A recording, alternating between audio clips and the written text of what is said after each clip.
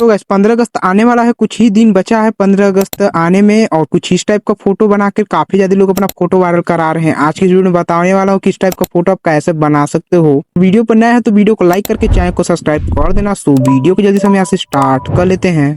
So guys photo बनाने के लिए सबसे पहले हम लोग को यहाँ पे चैट जीपीटी को ओपन कर होगा। चैट जीपीटी आप लोग को प्ले स्टोर पे आसानी मिल जाएगा, आप लोग इसको वहां से डाउनलोड कर सकते हो। अब आपको नीचे दिख रहा होगा प्लस का आइकन पर टैप करेंगे, फोटो पे चले जाएंगे। यहाँ से एक अपना नॉर्मल सा फोटो सेलेक्ट कर लेंगे। तो गाइस आप लोग देख सकते हैं मैंने ये वाला फोटो यहाँ पे सेलेक्ट कर लिया है। फोटो डालने के बाद यहाँ पे प्रिंट डालेंगे। प्रिंट आप लोग को सारा चीज आप लोग को व्हाट्सएप चैनल पे मैं दे दूंगा। व्हाट्सएप चैनल का लिंक आप लोग को डिस्क्रिप्शन मिल जाएगा। आप लोग इसको फॉलो करके आप लोग उसमें ये सारा प्रिंट आप लोग ले सकते हो। बस इतना ही चीज करेंगे, इसको यहाँ से सेंड कर देंगे। इजीली फोटो बना के दे देगा। एक दो मिनट थोड़ा वेट कर लेते हैं।